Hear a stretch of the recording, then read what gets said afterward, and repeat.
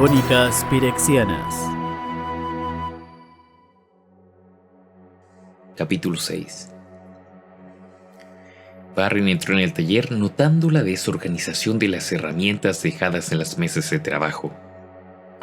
Timene estaba de pie en las cercanías, mirando por uno de los cristales entintados de color gris azulado de las ventanas. Un ligero escalofrío se arrastró por la base del cuello del mago. La postura y la posición de Timene le hicieron recordar a Barren 8 años subjetivos atrás. 65 años reales dominarianos, cuando le había ofrecido a Gata una posición en los experimentos Metatran. Barren dudaba de que fuera una coincidencia que Timene hubiera solicitado una reunión allí en el mismo taller que él había impartido sus primeras orientaciones sobre el linaje. Timene había querido reunirse específicamente en esa sala. Él quería que Barren lo recordara. Aquí estoy, Timene. El estudiante hechicero se volvió lentamente, otorgando a Barren una inclinación de respeto. Gracias por su tiempo. Usted encontrará los papeles sobre el borde de esa mesa. El mago no los observó de inmediato. En lugar de ello, observó la mirada plácida de Timene y trató de discernir qué podría ser tan importante para que el estudiante de último año hubiera deliberadamente pasado por alto la habitual cadena administrativa para venir directamente al director de la academia. Si usted desea presentar una queja, debería hacerlo por los canales adecuados. Trabajar bajo Gata no es fácil para ningún. Yo no quiero registrar ninguna queja relativa al tutor Gata, pero he hecho un descubrimiento que creo debe ser colocado directamente en sus manos, señor. Barren quería conocer a Timene lo suficiente como para esperar alguna grandilocuencia. Así que le otorgó el beneficio de la duda y recogió la pila de papeles colocados cerca de él. La página de la parte superior parecía estar formada de un conjunto de varios pedazos pegados entre sí que habían sido deliberadamente arrancados. Barren no reconoció el informe y miró de nuevo al joven mago. ¿Quién hizo esto? Timene permaneció mudo. Eso le dijo a Barren lo suficiente, pero para tener una idea más exacta empezó a leer. La primera página no era la única que parecía como si hubiera sido reconstruida pegando los pedazos cortados o pescada de la basura. Para el momento en que había leído una cuarta parte de toda la pila, Barren se había sentado y organizado ciertos papeles en el atestado escritorio para facilitar la referencia. En total, la pila cubría 40 años de tiempo real de investigación sobre el problema que enfrentaban en la actualidad del linaje, una creciente falta de empatía por Dominaria y un interés por sus más oscuros elementos. ¿Puedes demostrar esto? Fueron las primeras palabras de Barren. Timene asintió con la cabeza. En la habitación de al lado, algunos de los estudiantes más jóvenes esperaban allí, escoltas de un hosco anciano que frunció el ceño ante la entrada de Timene y le fulminó con una mirada de hostilidad a Barren. Algunos de los estudiantes más jóvenes esperaban allí, escoltando a un hosco anciano que frunció el ceño ante la entrada de Timene y le fulminó con una mirada de hostilidad a Barren. La cabeza del hombre tenía una curva alargada que se echaba atrás sobre sus hombros. Este es Rahut. Es un sujeto del linaje ocurrido en tiempo rápido. Eso le explicó a Barren el alargamiento del cráneo. Varios de los sujetos habían evidenciado algunas características físicas inusuales después de algunos de los experimentos de Gata. También se los conocía por su enfoque hostil natural a cualquier persona asociada con la academia. ¿Por qué estás aquí, Rahut? ¿Te han obligado? Hizo un gesto a Timene. Me dijo que podría ser capaz de ayudar a mi niña. Ella no se lleva tan bien con los demás. Con nadie. Esperemos que pueda hacerlo. Timene trajo una pequeña caja y sacó de ella una piedra con vetas de cobalto y motas de color blanco. Algunas de las áreas brillaban con colores verdes o rojos, debido a depósitos minerales que no se veían a simple vista. Una piedra de Felwar, explicó Timene. Era una piedra formada naturalmente que era capaz de canalizar los 5 tipos de maná. La colocó sobre la mesa, cerca del anciano, y lanzó un conjuro sobre ella. La piedra rodó hacia Rajud una vez, 2 veces y luego volvió a caer. El joven mago la recogió y la colocó más cerca de uno de los escoltas. La piedra comenzó a rodar una vez más hasta que el rápido movimiento de Timain evitó una nueva caída. Él asintió con la cabeza a los estudiantes. Gracias. Ellos se levantaron y salieron de la habitación, Rajud entre ellos. Eso no prueba mucho, Timain. Solo haré una demostración rápida. La piedra rodará más despacio y girará con menos frecuencia dependiendo de la generación. Apenas se estremeció ante la hija de Rajud. Colocó la piedra de Felguard de nuevo en su caja. Estoy usando una variación en las leyes de contagio. Si una persona tiene recuerdos de las tierras de Dominaria, estos se sentirán atraídos por cualquier cosa de un tipo similar. Si se utiliza madera, el hechizo solo funcionará para aquellos con una afinidad por el maná verde procedente de la naturaleza. Asimismo, una brasa o un trozo de obsidiana para las montañas o el maná rojo. Yo le aseguro, maestro Barry, que el linaje se está desarrollando sin una afinidad por ninguna parte de Dominaria. Los laboratorios de tiempo rápido que estamos utilizando para acelerar el cambio de las generaciones humanas no les permiten adquirir recuerdos de la Tierra. Estos no son magos. Y si lo fueran, es un asunto de llevarlos al exterior. Yo le puedo demostrar que esa conexión afecta directamente la empatía natural de la persona por el mundo que le rodea. ¿Cuánto tiempo atrás influye esta carencia de vínculos para provocar un daño reversible? Es incierta, pero la teoría sugiere que podría ser en el momento del nacimiento o incluso en la concepción o durante generaciones. Varlin se quedó sin habla. Hizo una pausa. Su mirada se unió a la de Timain, mientras tenía en cuenta las implicaciones. La totalidad del proyecto podría estar en peligro de contaminación permanente. ¿Es eso lo que estás diciendo? Timain se limitó a sentir. El mago suspiró. Muy bien, Timain. Estoy convencido.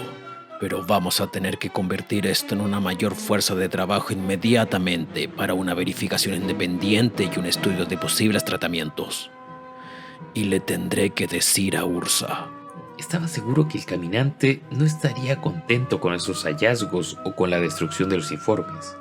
Barry no toleraría tal flagrante desprecio por el protocolo, especialmente cuando habían vidas que se habían visto afectadas. El hechicero se tensó ante la mención de Ursa al caminante. Él volverá pronto a Tolaria. Me enteré de que nos acaba de visitar. Sí, pero tenemos otro problema que requiere una acción inmediata.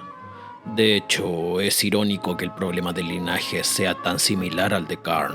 Esto pareció agarrar a Timain con la guardia baja. El hombre más joven frunció el ceño. ¿Karn? ¿Cómo es que él pueda sufrir una falta de memorias de la Tierra? Su problema es todo lo contrario. Él sufre de una memoria infinita. Este proceso, aunque es lento, le está paralizando a través del transcurso de las décadas.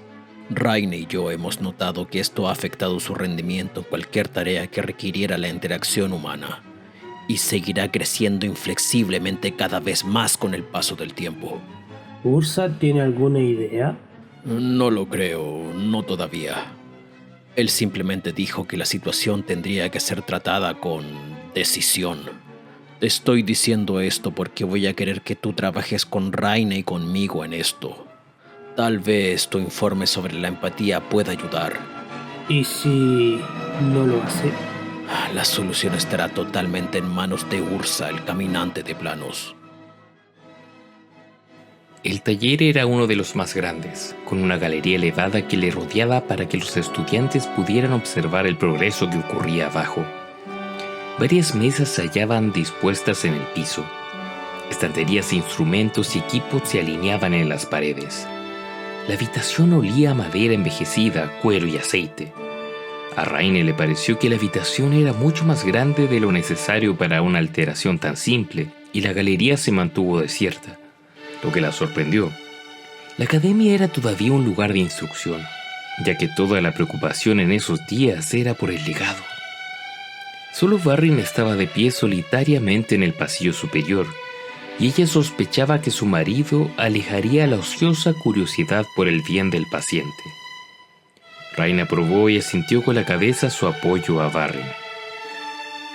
Ella se colocó al lado del hombro izquierdo de Karn. El enorme golem de plata yacía sobre la mesa más grande y la más centrada del lugar.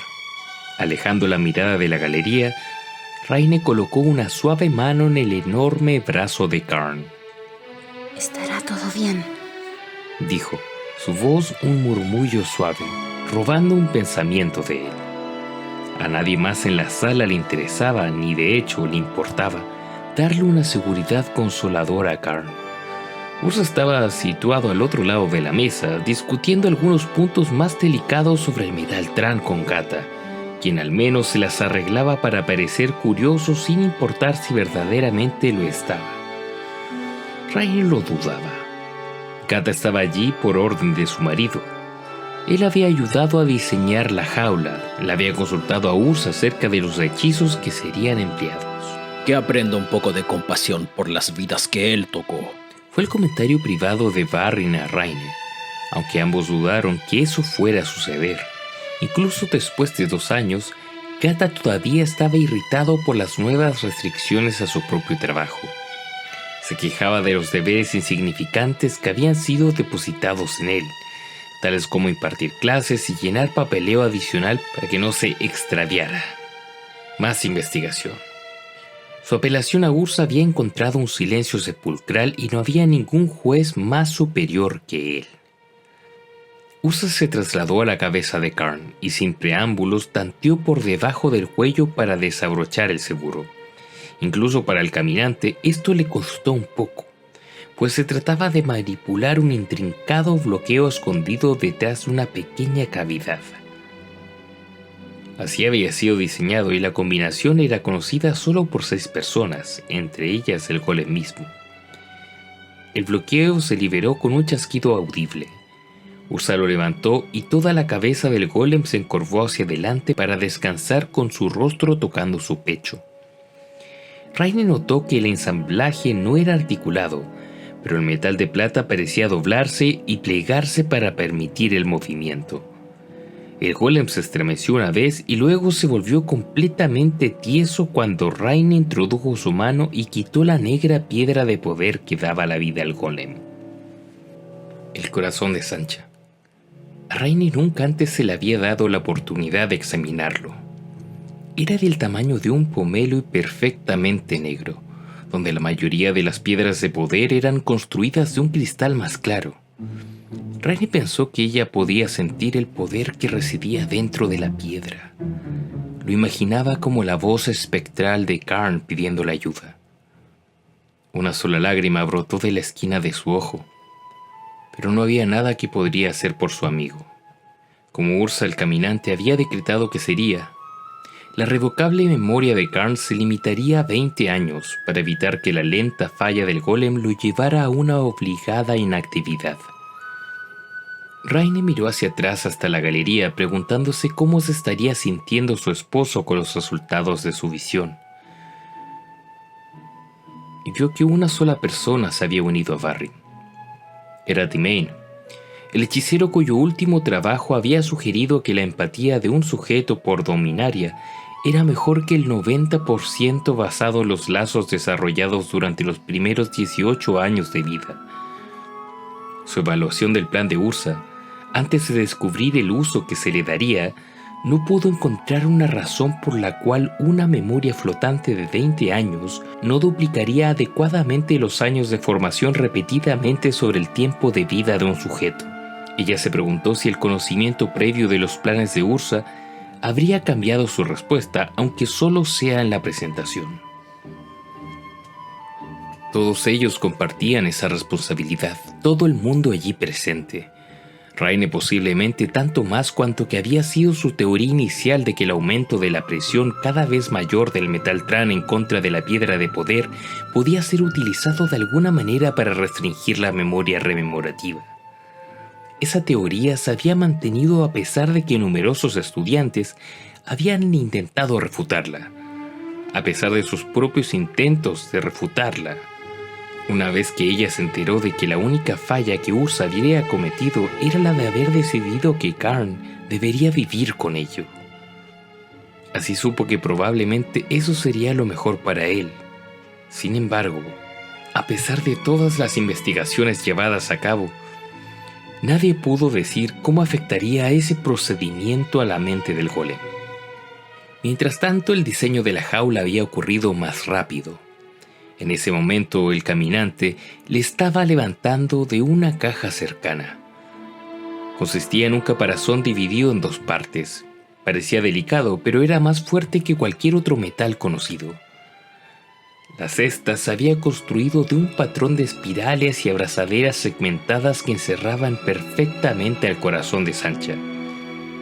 Raine colocó la piedra de poder en el interior de una de las mitades, y cuando Ursa cerró la canasta, ésta se fundió mágicamente en una sólida pieza. Luego de un año entero de crecimiento, el metal apretaría la piedra y empezaría a suprimir los recuerdos más antiguos de Karn. Más de 2 siglos de experiencia y conocimiento acumulados se perderían con el tiempo de presión de una sola década, después de lo cual los recuerdos de Karn se desvanerían como usualmente pasaba con cualquier persona normal, encerrados pero con una capacidad de recordar solo los últimos 20 años. Era casi la vida de un hombre joven, y de acuerdo a Ursa, era un tiempo más que adecuado. Raine hizo una mueca cuando Ursa sustituyó la piedra de poder. Ese no mostró mayor interés que por cualquier otro artefacto. Raine desvió la mirada. Había cosas peores que la muerte, sin duda, y hasta ahora, Ursa el caminante parecía ser capaz de todas ellas. La lluvia golpeaba a Tolaria, la primera pesada caída del año de la estación tormentosa. Cubiertas especiales se colocaron sobre los arreglados terrenos de la academia, protegiendo los grupos de flores y en algunos casos los huertos de comidas en los que los estudiantes y el personal trabajaban para obtener productos frescos. El diluvio golpeó contra la roca pavimentada, las tejas de arcilla y listones de madera en los techos. Sobre las áreas de paso rápido de tiempo, el agua era absorbida con tanta rapidez que el aguacero simplemente parecía disminuir o incluso detenerse. Los ambientes de paso lento de tiempo, vistos desde afuera, parecían extrañas burbujas. El agua se construía sobre la superficie hasta que comenzaba a lagrimear hacia los lados. Podían pasar horas o incluso semanas antes de que la primera gota golpeara el suelo vista desde el tiempo real. En el interior del puerto protegido de la isla, meciéndose en el riguroso viento, el anclado viento ligero se sentaba con su pasarela extendida hasta el muelle más cercano. Los últimos suministros estaban siendo llevados a bordo. Los trabajos del buque no serían interrumpidos por meros actos de la naturaleza. La tripulación cargaba las provisiones para el viaje, aguas lentas para ser entregadas a los pocos egresados de la academia que se les había permitido retornar al mundo real, y artefactos del legado para ser escondidos en otras ciudades hasta que fueran necesitados algún día. Cata caminó sonoramente por la pasarela, descargando su furia en el enrejado de hierro. Ignoró al encargado de inspeccionar que todas las bodegas estuvieran llenas y de que todos los pasajeros estuvieran a bordo. En ese momento, el hombre se estaba quejando por el equipo adicional que estaba siendo llevado por la rampa por 2 de los asistentes de Gata. Omitiendo las formalidades, Gata se presentó al capitán, quien estaba de pie en un pequeño refugio colgante, mientras supervisaba que la última carga fuera asegurada a bordo de su buque. ¿Le ayudo, señor? Preguntó ella, utilizando el título claramente fuera de la costumbre, sin reconocer la insignia de la academia en la capa de Gata. Ella ciertamente no se movió bajo la lluvia para que Gata se pudiera proteger de los elementos. 20 años al mando de un buque podían endurecer a cualquiera de las regulares formalidades, supuso Gata. Sin embargo, el tutor la vio poco dispuesta a otorgarle su seca posición. Los botones de su capa para el mal tiempo solo la cubrían hasta la mitad, mientras Gata se retorcía por el agua fría goteando en el cuello de la suya. He sido añadido a su lista de pasajeros. mintió el tutor, presentando los documentos falsos estampados con el sello del propio Barry prestado, durante una de las pocas clases del mago experto que él todavía impartía. Gata podría haber obtenido más fácilmente el sello de un canciller, pero había decidido no hacerlo por varias razones. A pesar de que Gata despreciaba a Barry por su estómago débil y su falta de visión, no cabía duda de que el mago experto tenía formidables poderes. Como Gata consideraba al otro hombre un igual, incluso aunque fuera su rival, solo el sello de Barry podría ser utilizado. ¿Acaso no había sido él el que había cerrado los primeros laboratorios de Gata? Lo veo. Dijo la capitana Braven después de un rápido vistazo al sello. ¿Y eso? Preguntó, señalando a la conmoción a la cabeza de la rampa. Mi equipo y algunos suministros, todos los papeles están en orden. Usted me transportará a mí y a mi equipo. Abandonaré el barco en el primer puerto en que haga escala. Su tono dejó un poco espacio para discutir, y la capitana pareció no estar inclinada a hacerlo de ningún modo. Eric, comprueba los sellos de ese equipo y haz que lo aseguren abajo. Gritó la capitana Braven haciendo caso omiso a la mueca de dolor por el volumen de su orden. Está demasiado húmedo para regular el tono. Asintiendo con la cabeza con un insincero agradecimiento, Gata se alejó de la capitana y se acercó a sus ayudantes. El encargado escribió una breve descripción de cada pieza en su inventario general, estimando el peso cuando fue necesario. Un esclavo tel, ¿qué es eso? Preguntó, deteniendo a una mujer estudiante en la cabeza de la pasarela. Gata habló antes que el estudiante pudiera responder. Equipo de laboratorio. Para mezclar éter, por supuesto. Liviano, muy duradero. Guárdelo en cualquier lugar. Era su broma privada. ¿Cómo era que uno podía mezclar éter? Agitando aire vacío. Era una referencia a hablar sin saber lo que uno estaba diciendo. Naturalmente, el encargado no entendió la referencia. Asintió con la cabeza y lanzó un gruñido y escribió algunas notas. Almacénelo. Gata se acercó al estudiante. Recuerda que cuento contigo. La estudiante femenina le observó. La lluvia haciendo un desastre con su pelo por entre los ojos y escurriéndose sobre su cara. Gata sintió con la cabeza su apoyo. Tú eres mis ojos y mis orejas aquí en Tolaria, en caso de que alguna vez necesite volver a casa. Eso no era muy probable, a menos que Barry renunciara. Sin embargo, Gata podría necesitar el acceso a las aguas lentas y se quedaba sin el suministro que se había robado y la información sobre los últimos avances de la academia cuando sucedieran. Ella sintió de mala gana. Maestro Gata. Le llamó al capitán antes de que pudiera reforzar algo más la confianza de su alumno. El truán tutor se detuvo al lado de la alcoba del capitán, preparándose para ser descubierto y para una acción rápida y violenta si era necesario. Pero Ilsa Braven no le plantó verdaderas preocupaciones de esa naturaleza. Usted puede tomar la primera cabina de pasajeros. Es nuestro único invitado. ¿Dónde será su primer puerto de escala? Argivia. Argivia. Bien. Después de 75 años, Gata, aparentemente volverás a su hogar. La academia dormía. Solo una guardia nocturna vagaba por las zonas de tiempo real de la isla. Unos cuantos asistentes monitoreaban los proyectos más críticos que requerían 24 horas de vigilancia, pero para la mayor parte, el silencio cubría Tolaria. Karn jamás dormía. Su cuerpo no lo requería, aunque en tiempos de disminución de la actividad podía suspender las funciones más superiores de su cerebro y entrar en una especie de hibernación, solo para estar seguro, solo para pasar el tiempo hasta que le dieran un nuevo propósito. En los años pasados él lo había hecho, pero esa noche no, o ninguna de las noches en el último año después de su alteración. Había jurado que nunca volvería a dormir otra vez, aunque, por supuesto, incluso en el tiempo, ese voto se perdería. No había ninguna cama comiéndose un espacio en la habitación del golem, simplemente no era necesaria. Había una mesa y varias sillas reforzadas, pero las piezas más funcionales eran los estantes donde Karn colocaba los objetos que había recogido de las últimas décadas, los libros y fotografías centenarios, recuerdos y souvenirs. La narración de toda una vida. Nada en esa habitación carecía de significado o de una memoria adjunta.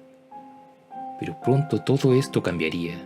Todo ello dejaría de tener sentido para Karn cuando su memoria se desvaneciera, excepto una cosa: una foto de Joira esbozada para él por un estudiante de artificio también dotado en el arte. Era todo lo que le quedaba de ella, su mejor amiga. El golem no podía soportar la idea de Joira regresando a la isla y él sin poder recordarla. Se quedó mirando la imagen y habló en voz baja para sí mismo. Joira es mi amiga, mi mejor amiga. Nos conocimos en la academia original, antes del accidente que nos alejó de Tolaria. Ella me puso mi nombre, Karn, pero un antiguo nombre Tarn. Ella dijo que significaba fuerza. Su voz resonó fuertemente en los confines de su pequeño cuarto de los recuerdos. Una ola de intensa angustia rodó a través del golem. Todo esto por una persona que no había visto en más de un siglo. Habría eventos de tan solo 4 días que ya no podrá recordar jamás con detalles exactos, desvaneciéndose por su falta de significado emocional, como lo hacían en una mente humana normal. ¿Cómo hacían ellos para soportarlo? Karn no podía recordar haber estado alguna vez asustado, y en esos días su falta de memoria ya no le decía que eso era verdad, pero se sentía asustado en ese momento. Allí de pie, alrededor de sus recuerdos como trofeos del pasado, Karn comenzó de nuevo. Joira es mi amiga, mi amiga.